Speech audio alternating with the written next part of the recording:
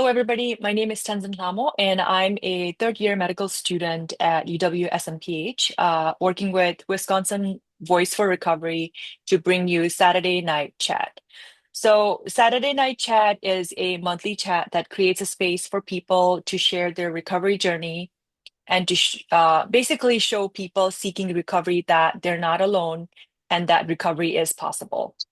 And today we have the privilege of hearing from someone who has walked the courageous path of recovery and is willing to share their journey with us. And by doing so, she hopes to offer valuable insights into the challenges and triumphs of overcoming addiction. So please join me in welcoming Kelly. Hi. Thank you. Hi, thank you, Kelly, for being here and agreeing to do this interview. I greatly appreciate your time. So Kelly, we'll just kind of begin with you telling us a little bit about yourself and your background. Yeah, so I'm Kelly Martin. I'm a certified peer support specialist. So I'm very comfortable sharing my story, my lived experience of mental health struggles and addiction struggles. I've had addiction and mental health issues since I probably started realizing it around the age of 12. Just kind of white knuckled my way through life, managed to still go to school, became a registered nurse, just kind of like making my way through life, but not really thriving. And then I had gone through a domestic violence relationship that I feel like I always tell people I feel like that was the catalyst that kind of pushed me over the edge. And I just had a downward spiral from there, started using substances pretty heavily. But I'm really grateful for that because had I not kind of spiraled off of the deep end, I think I would have just continued on just like surviving life, but not really thriving. And so, really kind of reaching my breaking point, my rock bottom, as some of us call it, forced me to really get healthy and turn my life around and be able to start living the life I wanted to live. So I'm really grateful for my recovery journey. Grateful for my addiction. I'm grateful for my mental health issues too. So a lot of that came from childhood trauma, different things like that. So yeah. Yeah. Well, thank you for sharing that, Kelly. I think it's amazing, right, what life throws at you and how that can kind of, either make people kind of spiral all the way down and never be able to recover from that, or, kind of inspire you to just be like, this is as low as I can get. And now I need to kind of build myself up and just kind of go from there. So apparently for you, kind of just one after the other kind of an event that kind of set you off, and then you just got to that point where you were like, okay, this has to be my turning point. um, so yeah, amazing. So thank you for sharing that. So, you know, having gone through so much all through your life and then just kind of making that decision that, okay, I need to start, like you said, to thrive and not just survive. Um, in your journey in kind of going through recovery, what would you say are some of your biggest challenges that has kind of, that you've faced and that has kind of like brought it in your way of recovery? Yeah, so I think the biggest challenges, especially early on, was by the time I really started reaching out for services, I Mhm. no longer had any income. I didn't have a car. I had very few family members that were still talking to me. I really didn't have anything. And so I think sometimes the expectations put on me by, like, I worked with social services, child protective services. I was working with so like social workers, psychiatrists, medical providers, even, going in and having a physical done, testing for like communicable diseases, that kind of stuff. I feel like sometimes people just expected I should just be able to follow a treatment plan. Here's what we need to do, follow this treatment plan. But I really didn't know. I mean, I was so full of anxiety even going into public. I didn't even know how I was gonna get laundry soap to wash my clothes or how I would get a job and continue my recovery or how I would. There was a predicament I was in where I had to have daycare lined up to be able to get my kids back, but I couldn't afford daycare and I couldn't get daycare assistance unless I had my kids living with me. So it was like this catch 22. And I was Mhm. working at a grocery store because it was the only place that was within walking distance. Mhm. So I think that it just was really overwhelming. And looking back, I did survive it. A lot of people don't, though, and I wish I would have had more resources. I Mhm. wish would have had someone more walking with me on that journey and kind of helping me navigate barriers and things. So fast forward, and that was back in 2013, 2014. Now in Mhm. the year 2024, at least in Wisconsin here, I've come to find out there are things like peer support specialists, Mhm. community health workers.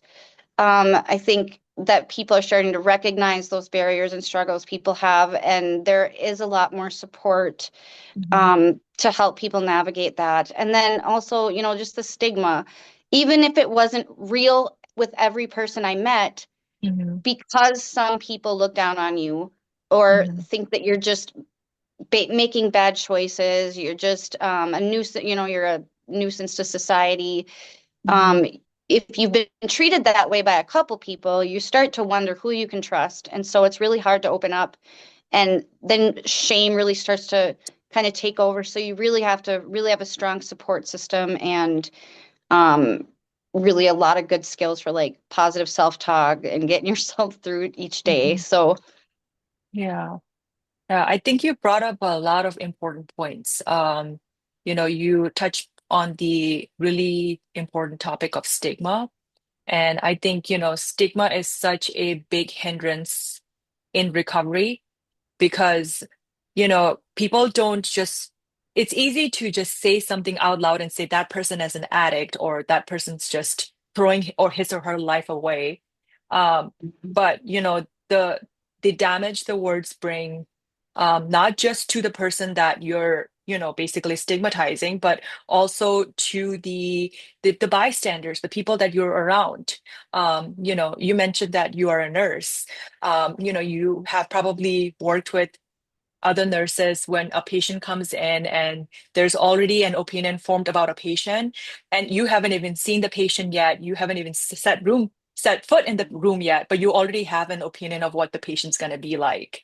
And I think it's kind of the same thing when it comes to people who are going through tough times in life and have addiction problems, and whether it's like drug addiction or drinking.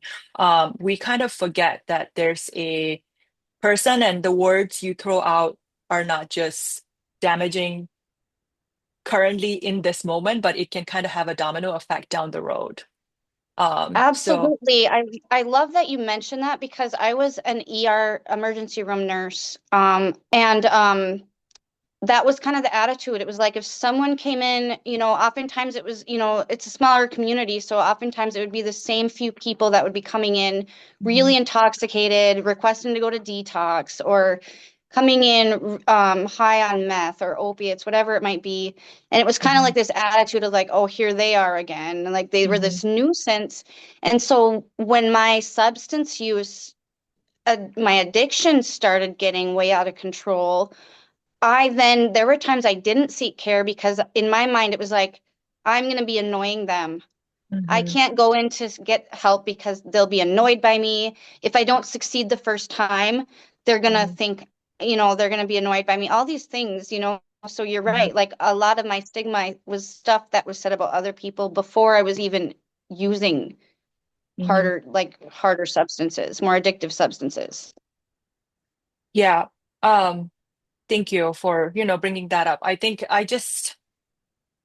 I have worked in the field of nursing as well, and I'm currently a medical student. So it's just kind of being able to see this kind of happen all the time. And, I think it's also okay to be honest and say, I have biases, right? Like, and I am human. And when I see the same person coming in all the time for the same thing, sometimes you're like, oh my God, like what more can we do? Like, um, like you need to help yourself at this point. Like it's really like I think easy for you to kind of have that feeling and like, feel those emotions. But I think the important thing is to kind of check your biases and be like, okay, this person is not coming in here because they like to be drunk and they like to be out of control. It's because they have a legit medical problem that they want to get better. Um, I think it's really important for everybody to just kind of be aware that people don't want to be a burden. People don't want to be a nuisance. Sometimes life just throws you a bunch of curves, and this is the best you can do at this moment. Um, Yeah. yeah. So, you talked about like the importance of like support, having all those resources and how like you had to work so hard to kind of figure out what kind of resources there were available to just kind of get you on the path.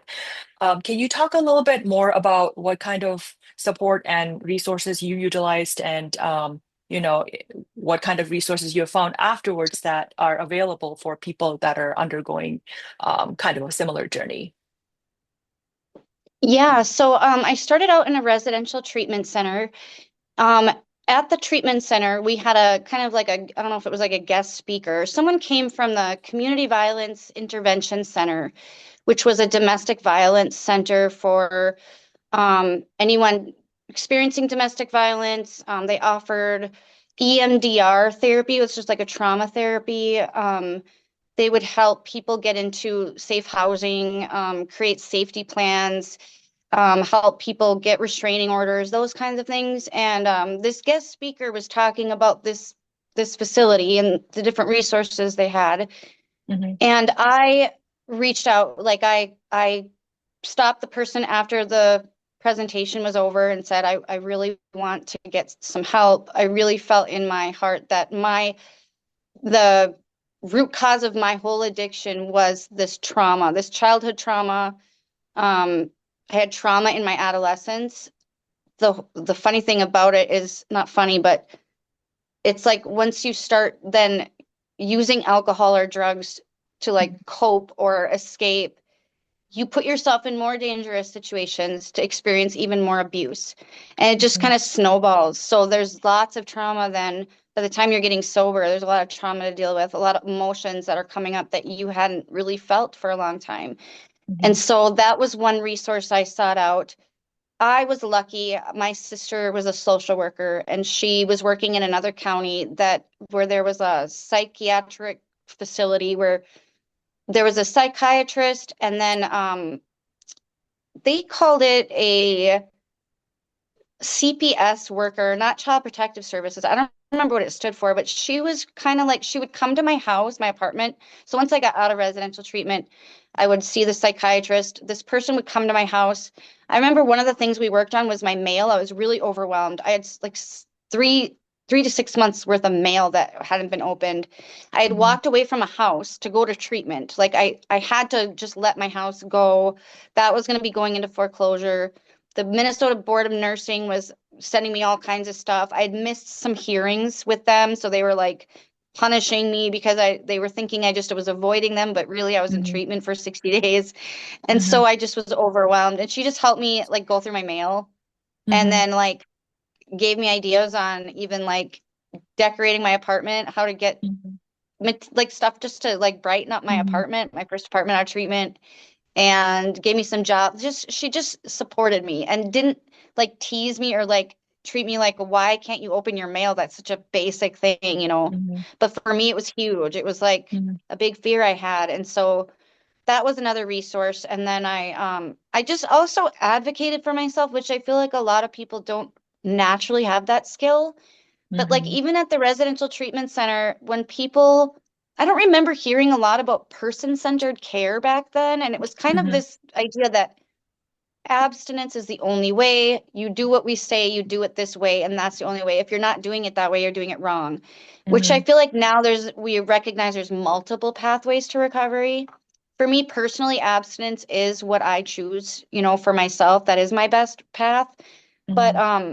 they had kind of recommended that we go through like this certain clinic for medical care. And I kind of advocated, no, I'd rather go to the community health center and Hmm. see a nurse practitioner. Like that was just my preference at the time. And so, but I feel like and also with like the psychiatric like mental health clinic, whatever it was. Mm-hmm. I don't even know what it was called back then, but I just push for like, no, I want to see someone who specializes in mental health. I don't want Mm-hmm. to just be put on an antidepressant and go on my way. I want to get, and then even like the Mm-hmm. community violence intervention center. So I think that's why, especially we need people like peer support specialists is to help Mm-hmm. other people who don't always know how to speak up for themselves and they Mm-hmm. might not know what they need. Mm-hmm. Yeah, so Yeah, that's great. I think that's like you bring up an important point about advocating for yourself. Do you think you could advocate for yourself better per se compared to like a layperson that, for example, had no like medical or nursing background? Or do you think it's just kind of something like a skill that you have kind of grown over time? yeah, so I've met a lot of people that don't have a medical background at all, and they're very good at advocating for themselves and Hmm. navigating systems and being Hmm. on top of um, paperwork. Even just applying for like things like food stamps and medical care is so Hmm. overwhelming, and like trying to get proof of your income and making sure you get it in on Right. time, all these things. Hmm. Um, I do think that in my situation, my medical background and actually that did help me because I kind of knew how some of these systems worked and how Hmm. to talk to people. And Hmm. that is actually one of the reasons I got into peer support because I was like, already knew how to do all this stuff. And I Hmm. knew how these systems worked. And if it was that hard for me, I had to fight that hard just to get Hmm. better. Like, how must it be for someone who just has no idea how any of that Hmm. stuff works and Right. who doesn't feel like they can speak up for themselves or they'll get in trouble or they're full of shame, whatever it is. So Hmm. people can definitely learn those skills and get better at them. So Yeah. Yeah, thank you for sharing that. I think that was very insightful.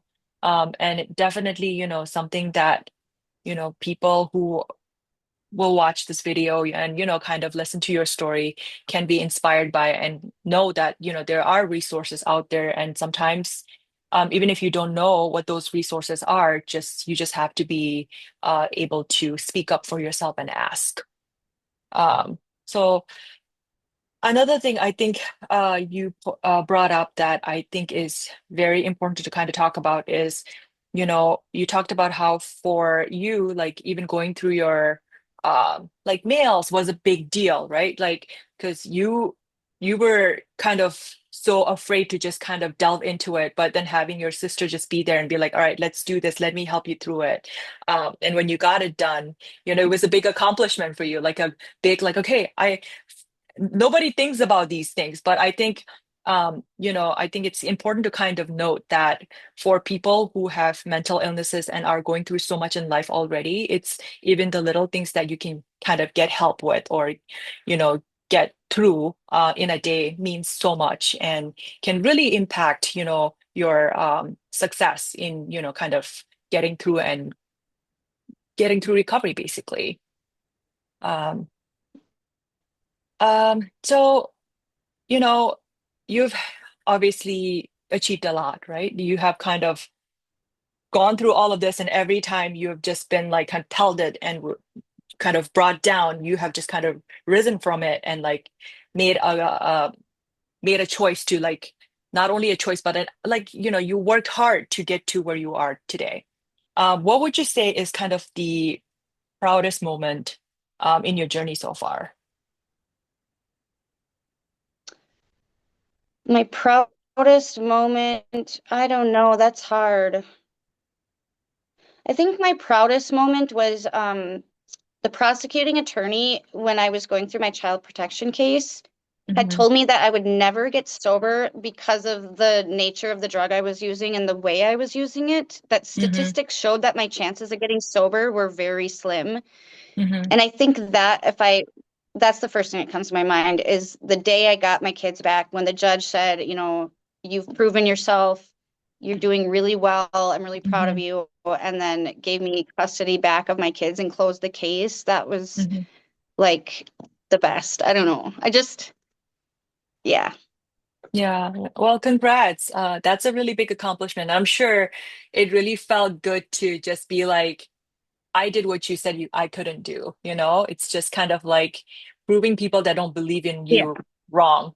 Um, and I think that kind of also brings back what we talked about earlier on, like the power of words, right? Like sometimes we just throw words here and there and just not think much of it, but the impact it has on people is lasting. And, you know, what you say to a person can really make them break down and like just go down a spiraling hole, or it can really like, you know, inspire them to get better and do well and just kind of not give up, like give them hope. So I think I know this is not really part of like the addiction kind of a topic, but you know, like I think it's all related when we talk about like how we treat people, you know, just the importance of using words that uplift and not bring people down.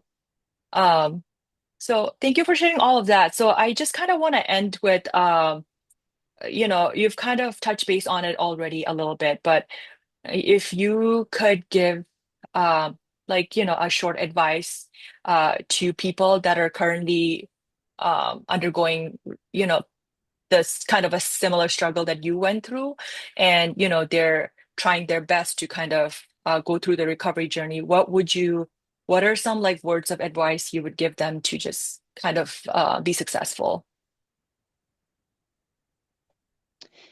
I would say that you may have been told all your life, maybe not in those exact words, but for whatever reason have been made to feel like you can't have a different life, you can't live the life you want to live, Mhm. but those are all lies. And the truth is that you are worth it. Keep fighting. You are going to fail. I fail still today. There's days I do struggle more with my mental health, but every day is a new day. And just don't give up. And if one door shuts, keep going until you find an open one. Keep going through people until you find someone who will listen and help you along the way and support you. So Yeah. Yeah, thank you. Those are really powerful words. And I think you're kind of a living testament to that, the fact that that's true. That, you know, there are people out there that believe in you and people who will support you and help you in any way they can. And like you said, you can have the life that you envision for yourself. Um, so I think that's kind of it. Thank you so much for taking your time and sharing your story. It's really inspiring, you know, to not only like medical students or you know like people who are going to be in the medical field, and we will be, you know, regardless of the specialty we pick, we will always run into patients that are going through substance abuse, you know, addiction issues. But you know, I think it's really important to just kind of learn and you know, have an open mind. And I think, you know, the more people you talk to, the more we learn. And I think this was really a good opportunity for me to kind of learn more and kind of put a human aspect to it, because it's just different learning it from the book or, you know, an article you read versus talking to a person who's actually had that lived in experience. So I really greatly appreciate this experience. And um, I hope that your story inspires others just as much as it did me. yeah, I Thanks, hope so Kelly. too. Thank you. Yeah, thank you so much.